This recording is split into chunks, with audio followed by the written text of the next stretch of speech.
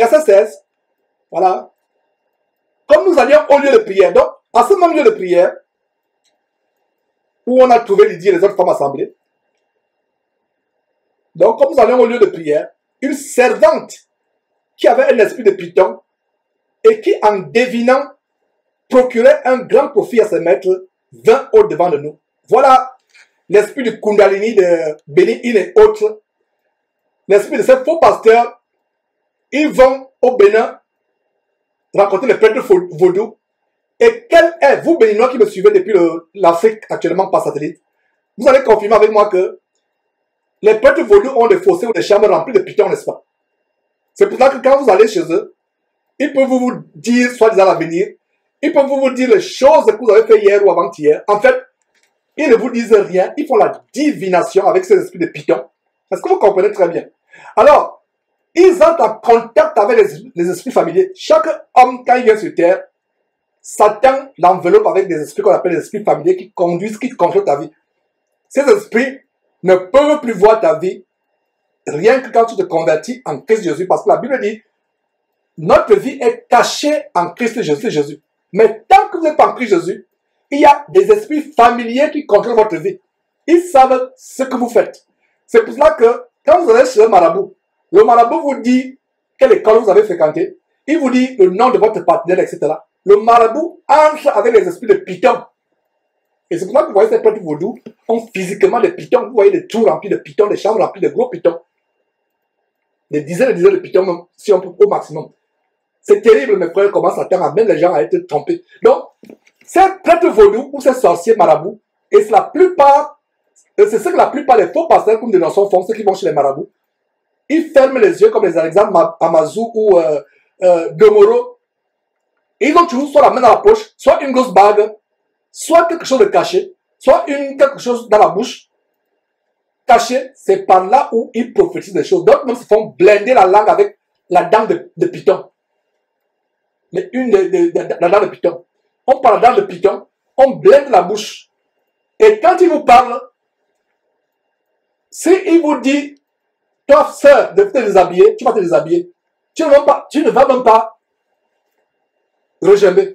C'est pour ça que le père tout peut dire, on a monté une vidéo, que je te vois. Il dit, je suis avec toi là, mais je vais rentrer dans ta maison maintenant pour enlever la malédiction qui est dans ta maison. Vous êtes dans son temple, mais il te dit qu'il va entrer dans ta maison maintenant. Il te dit que je suis en train d'aller dans ta maison maintenant. Alors qu'il est avec toi dans leur culte à diabolique. On a monté des vidéos. C'est quoi? C'est soit l'escroquerie, le mensonge, mais la plupart du temps, c'est l'esprit de python. Voilà donc une femme qui prophétise, qui dit les choses vraies. Mais les choses vraies, c'était quoi? C'était par l'esprit de python que les faux pasteurs utilisent aujourd'hui, que les marabouts utilisent aujourd'hui, que les prêtres vaudous utilisent aujourd'hui. Voilà la révélation. J'espère que vous êtes bénis en écoutant ces choses. Vous ne serez plus trompés. Voilà les révélations, mes frères et sœurs. Voilà les révélations. Voilà les révélations. Ça va produire la joie dans votre cœur d'apprendre ces choses. Satan ne va plus vous tromper. Satan ne va plus vous tromper. Vous connaissez la vérité vous affranchira. Voilà le logo de Jésus-Christ TV. Je vais dire plutôt la devise de Jésus-Christ TV. Acte chapitre, plutôt Jean chapitre 8, verset 32. Vous connaissez la vérité vous affranchira. Donc voilà une femme, une servante, une esclave, qui avait le même esprit de python que les prêtres vaudous ont, les marabouts ont, le même esprit de python que les faux pasteurs ont. Donc, en devinant, elle procurait un grand profit à ses maîtres, pas elle. Elle était esclave. L'argent n'était pas pour elle. L'argent était pour ses maîtres. Elle n'était qu'une esclave. Et ce démon-là l'amène à suivre Paul, Luc et les autres. Et se mit à nous suivre, Paul, Luc, qui a écrit ce livre et les autres. Elle criait. Elle ne parlait pas. Elle criait. Donc, on voit une femme de Jézabel, comme Dorothée Raja, comme la femme adultérine de Kalambiri, Hortense, épouse Cabré. Parce son vrai mari qui vit encore, c'est Cabré. Donc, c'est pour ça qu'elle dit que Hortense, adultérine Kalambiri, mais épouse Cabré. C'est ça son nom. Son nom, ce serait plutôt Hortense, adultérine Kalambiri, épouse Cabré. Voilà son vrai nom. Quand vous voyez cette femme-là commencer à crier, regardez la vidéo qu'on vous a montré, comment la femme de Benny Hill est possédée par ce même démon. Elle se met à crier, elle enlève sa chaussure pour poursuivre, je ne sais pas, un démon imaginaire suisse. On vous a montré ces choses. Je donne ces exemples pour vous. Regardez quand Dorothée Radia, le PCC à Paris, Hortense Népalme, Adjiteli Karambini, épouse Cabré, quand elles se mettent à crier, les femmes de Castanou, c'est cet esprit, elles criaient. Il n'est pas bien séant pour une femme de crier. Pourtant, la parole de Dieu montre comment Jésus, en Jean chapitre 7, dont je vous ai parlé il y a quelques instants, se mit debout et s'écria. Qu'est-ce que Dieu dit à Ésaïe? Crie à plein gosier. Dieu n'a jamais dit à une femme dans la Bible de crier. Une femme qui crie, c'est malséant. Regardez, c'est pour ça que la Bible dit qu'elle criait. Qu'est-ce qui l'a mené à crier? L'esprit des démons. L'esprit démoniaque, l'esprit de Python. Donc, elle s'est mise à nous suivre pour nous. Elle criait. Je l'ai dit encore sur ma maman tout à l'heure. Donc, quand une de mes sœurs élevait la voix, elle disait, mais non, ma fille, une femme ne parle pas comme ça. Une femme, c'est la douceur. Donc, quand elle parle, la voix doit être basse. Ma sœur, voilà ce que ma mère disait. Et toi, femme, c'est les choses que tu dois enseigner à ton enfant. Une femme ne crie pas. Une femme ne rit pas. Les canets dans l'air. Elle ne se met pas à ricaner, à gesticuler n'importe comment. La femme, c'est la décence. Voilà ce que ma mère a enseigné à mes soeurs. Et je me rappelle de ces choses. Elle n'était pas chrétienne, s'il vous plaît. Mais elle avait la volonté de Dieu inscrite dans sa conscience. N'était pas chrétienne. Une femme ne crie pas, une femme ne lève pas la voix. Même une femme rit, elle rit de manière discrète. Aujourd'hui, vous voyez, elle rit, elle soulève même les jambes. Sur le pôle se renverser parce qu'elle rit. Non! La femme n'est pas l'homme. Ces gens aujourd'hui qui vont vous amener à être égal aux hommes. Ma soeur, tu ne seras jamais égal à un homme. Si tu t'entêtes à vouloir l'égalité avec l'homme, l'homme va derrière un arbre. Il tourne le dos à l'arbre. Il se soulage, comme en Afrique. Ici, vous vous soulagez publiquement devant un arbre. La police va venir vous arrêter, vous irez en prison. Mais il y a des quartiers en Afrique où vous descendez votre fermeture, vous vous mettez debout, vous écartez vos jambes étant debout là, vous vous soulagez devant un arbre. Mais toi, sœur, va te soulager devant un arbre publiquement, comme ce frère-là. Mais on va se moquer de toi. C'est la preuve qu'un homme ne peut pas être comme une femme peut être comme un homme. L'homme qui fait pipi ou qui pour parler communément ou qui se soulage, il se met debout. Mais la femme doit s'accroupir. Et la femme ne peut pas le faire publiquement. Il y a des zones, les régions où l'homme peut le faire, elle tourne le dos, elle le fait face à un arbre, face à un buisson qui s'est permis dans votre ville. Elle tourne le dos, jamais le fait. Bon, les gens vont passer. Mais une femme qui tourne le dos, même si elle tourne le dos, elle fait publiquement, les gens seront scandalisés.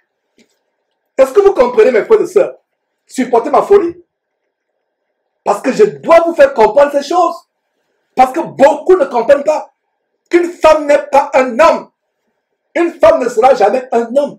Et laissez-moi vous dire qu'une femme, je parle toujours de ma mère. Elle est décédée il y a quelques années. Mais je parle d'elle. Parce qu'elle m'a tellement marqué. Elle n'était pas chrétienne. Est-ce que j'aurais parlé d'elle aujourd'hui si elle était rebelle, tenant tête à mon père, criant, élevant la voix? J'aurais eu honte de parler d'elle aujourd'hui, n'est-ce pas? Donc ne pensez pas que la soumission c'est une faiblesse. Parlant de ma mère, ça doit t'amener à comprendre que la soumission c'est une grandeur. C'est une noblesse pour la femme. Être réservée, être chaste, être pudique. C'est une valeur pour la femme. Ton mari te magnifie.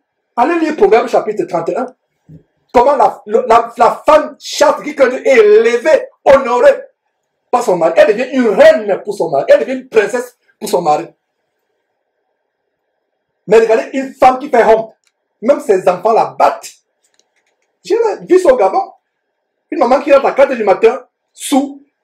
Elle confond le caniveau avec son lit. Elle se met sur un caniveau où l'eau ruisselle. Les enfants viennent la porter, la tape. Voilà. Est-ce que c'est une bonne chose pour les enfants de taper leur mère? Non. Mais voilà comment la mère amène ses enfants qui ont honte dans le quartier de commettre un péché en tapant leur mère. Est-ce que vous comprenez ces choses? Est-ce que ce que je vous enseigne n'est pas bon? Vous qui vous rebellez contre cette parole. Du moins, pas vous tous. Certains parmi vous qui se rebellent contre cette parole. Est-ce que ce que je vous enseigne n'est pas bon? Ma soeur, sois soumise. Cesse d'enseigner. Cesse de crier sur YouTube. Cesse de crier sur Internet. Sois chaste. Crains Dieu. Crains Dieu. Crains Dieu. Continuons, mes frères et sœurs. Il y a tellement de choses à parler. Elle se mit à nous suivre, verset 17. Elle criait, ces hommes sont les serviteurs du Dieu très haut, et ils vous annoncent la voie du salut. Cette femme disait la vérité ou le mensonge? Elle disait la vérité. Où est le problème? Où est le problème? Ce n'est pas toute vérité qui vient de Dieu. Quelque chose peut être vrai, mais quand ça vient de Satan, ne suivez pas. Qu'est-ce que je vais vous amener à comprendre?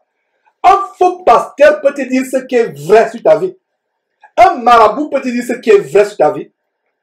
Mais s'il t'a dit cela, inspiré soit par une bague magique, inspiré pas soit une langue qu'on a blendée avec la langue de Python, inspiré pas soit par n'importe quel pouvoir satanique, ça vient du diable. Si tu as le discernement, tu vas découvrir que ça vient du diable. Il y a des gens qui me disent, ah, tu dénonces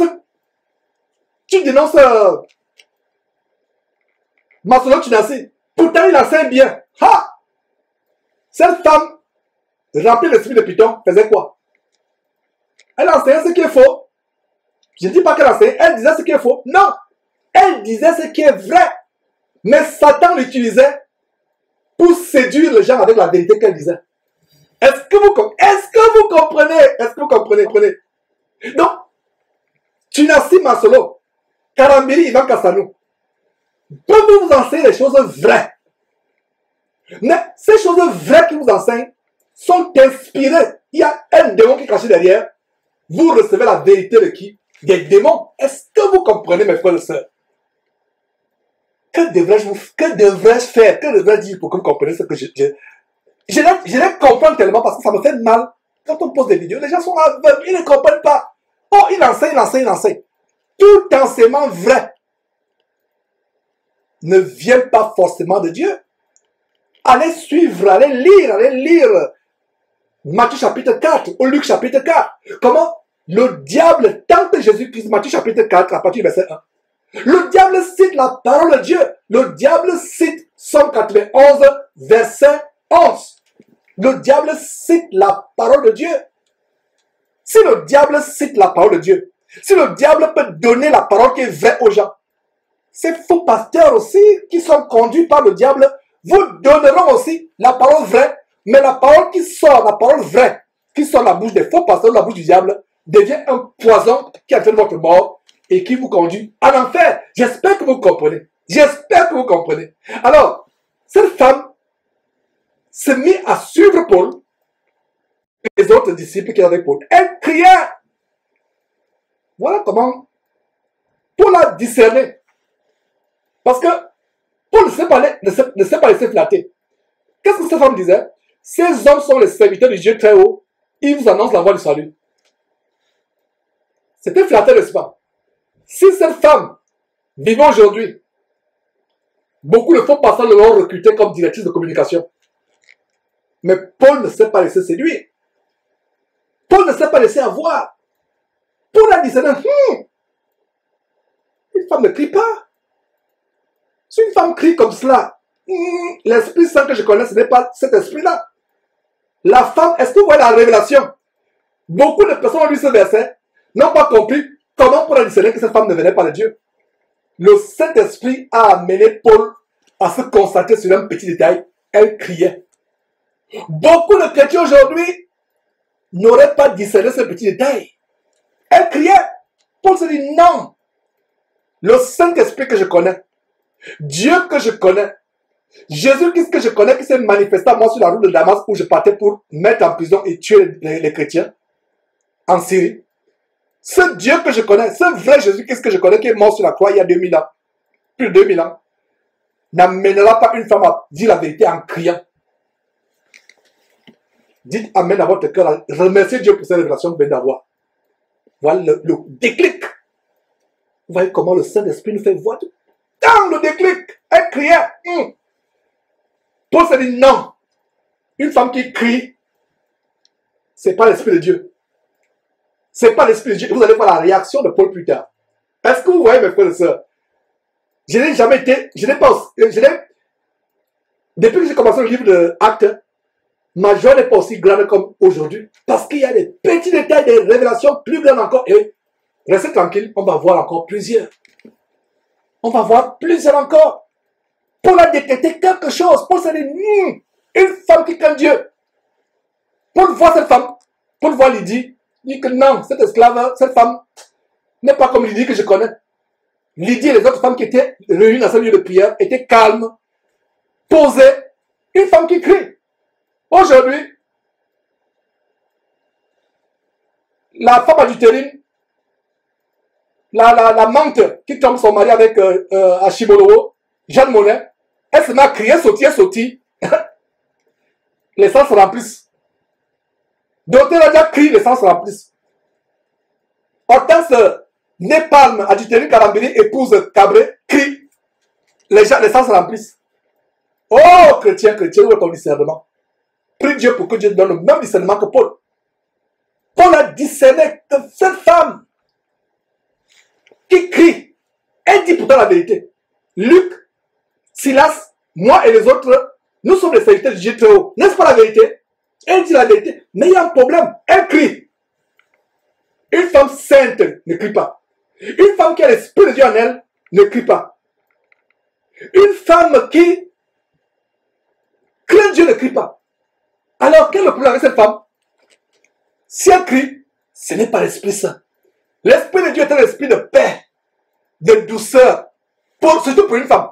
Parce que l'Esprit de Dieu peut amener un homme. Ne me comprenez pas mal. J'ai dit bien un homme.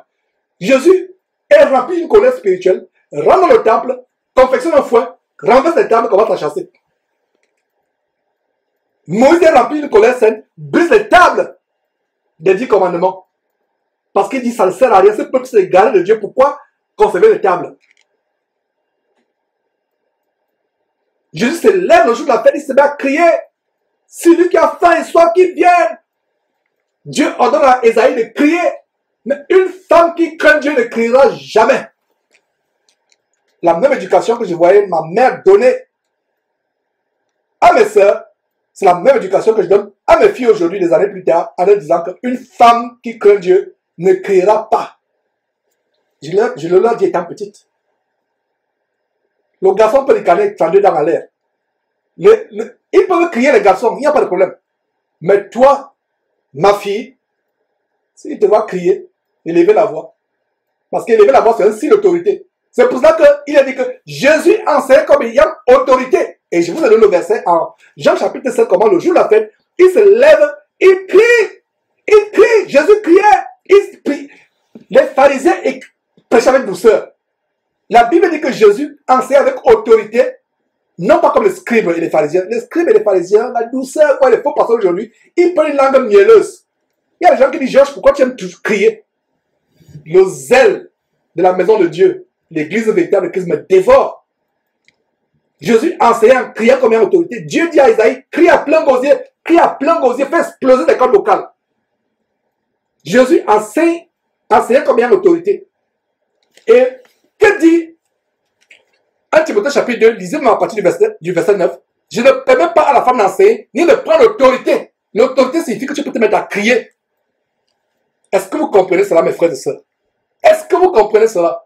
Alors, Paul a discerné, retournons dans ce merveilleux livre. Paul discerne que cette femme dit la vérité. Ne sommes-nous pas les serviteurs du Dieu très haut? Si nous sommes. Ne dit-elle pas la vérité? Oui, elle dit la vérité. Mais où est le problème? Elle crie. Bingo! C'est là où Paul discerne. Une femme qui crie, elle peut dire la vérité. Elle peut réciter tous les versets de la Bible. mais si elle se met à crier, il y a un problème. Si elle enseigne la parole de Dieu, alors que la Bible interdit à la femme d'enseigner, il y a un problème. Si elle enseigne la parole de Dieu, elle recite les versets bibliques alors qu'elle a des faux cheveux sur la tête, il y a un problème. Comme cette femme qui prêche dans les carrefours, s'habille comme une prostituée, les talons de 10 cm, de 15 cm, avec un pantalon tellement, c'est même un caleçon pantalon, tellement serré que j'appelle ça caleçon pantalon. Elle est presque nue. Elle est même nue, pas presque, elle est nue. Elle enseigne. C'est pas le Saint-Esprit. Une femme qui enseigne la parole de Dieu, le Saint-Esprit va vous faire discerner que c'est le démon qui est derrière. Une femme qui crie, qui vous dit la vérité, mais qui crie, c'est un démon qui est derrière. Une femme qui commence à crier à son mari, c'est un démon. Si beaucoup de frères, quand leurs femmes se mettent à crier, chasser le démon comme Paul, les choses changeraient. Est-ce que vous comprenez? Vous êtes marié à une femme. Elle est non-croyante, elle se met à crier. C'est un démon. Elle est même chrétienne, soi-disant, elle se met à crier. Face à vous, vous mariez, c'est un démon. Donc, mon frère, à partir d'aujourd'hui, quand ta femme commence à crier, comprends qu'il y a un démon certainement qui se cache derrière. Est-ce que vous comprenez, mes frères et sœurs? Est-ce que nous sommes ensemble? Comme disait le professeur. Voilà. Elle criait, elle disait la vérité, mais Paul ne sait pas le savoir. Paul a discerné que cette femme qui crie, moi je ne l'ai jamais vue. Je sais qu'une femme qui craint Dieu est paisible. Elle a la douceur dans le cœur. Elle est chaste et réservée. Regardez comme le Saint-Esprit décrit ce que devait être une vraie chrétienne. 1 Timothée chapitre 2, à partir du verset 9.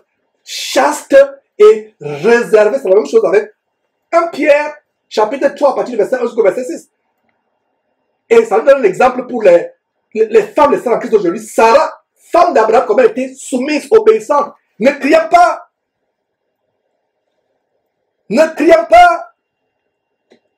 Oh, mes frères et sœurs, partageons, savourons cette parole. Alors, verset 17 à nouveau. Elle se mit à nous suivre. Paul et nous, elle criait. Regardez comment ces gens mettent Paul au centre. Ils savaient que Paul était vraiment le flambeau. Je vais dire celui qui tenait le flambeau de l'évangile de Christ. Le flambeau, c'est la parole de Dieu, la lumière, mais c'est lui qui la tenait, qui tenait le flambeau. Ces hommes sont les serviteurs de Dieu très haut. Et ils vous annoncent la voie du salut. Verset 18. Elle fit cela pendant plusieurs jours. Plusieurs jours. Il y a un détail ici au verset 18. Paul ne s'est pas précipité en empêcher de chasser le démon. Est-ce que vous comprenez? Paul a discerné qu'il y a un démon qui a révélé. Cette femme ne me connaît pas. Cette femme ne nous connaît pas. Comment elle sait que nous sommes les serviteurs de Dieu très haut? Et en discernant, en disant, elle se met à crier. Paul a déterré un esprit.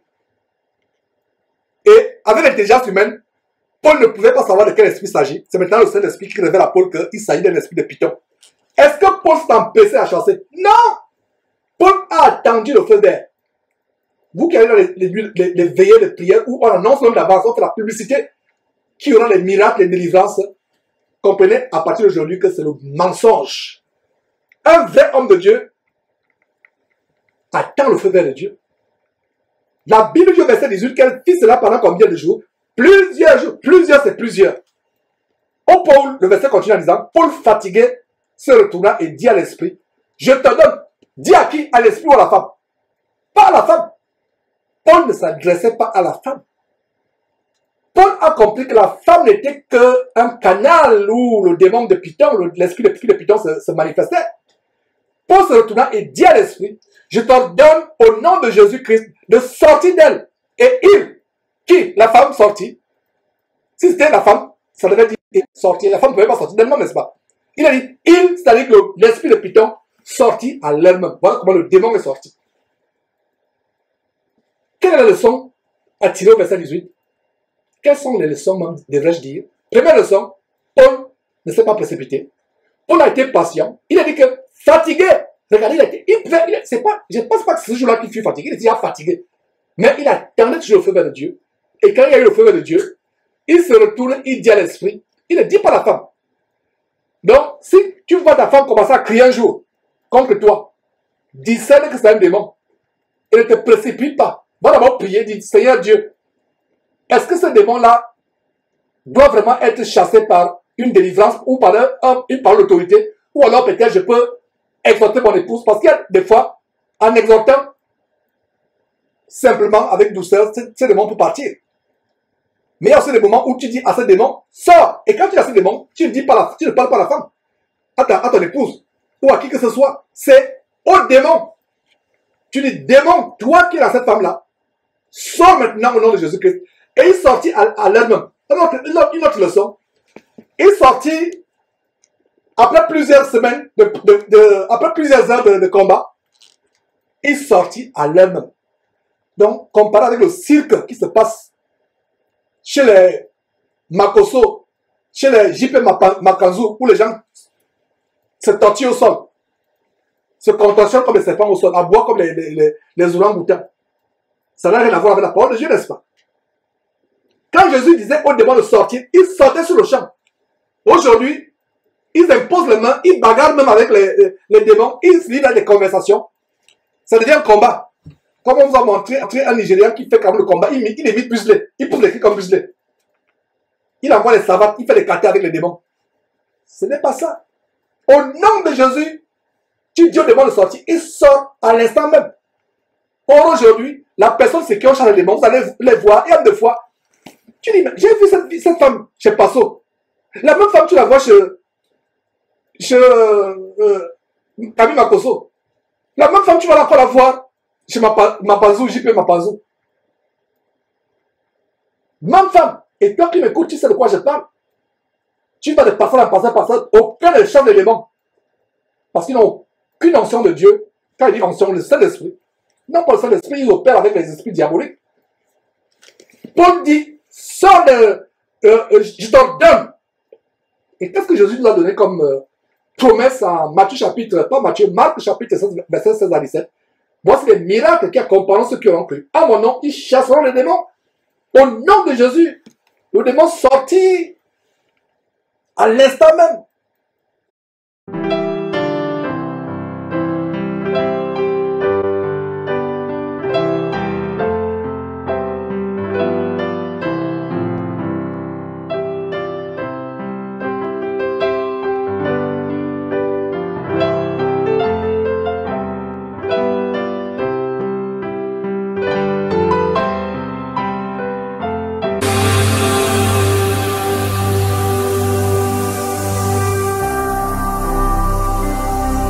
Jésus-Christ TV, vous connaîtrez la vérité et la vérité vous affranchira.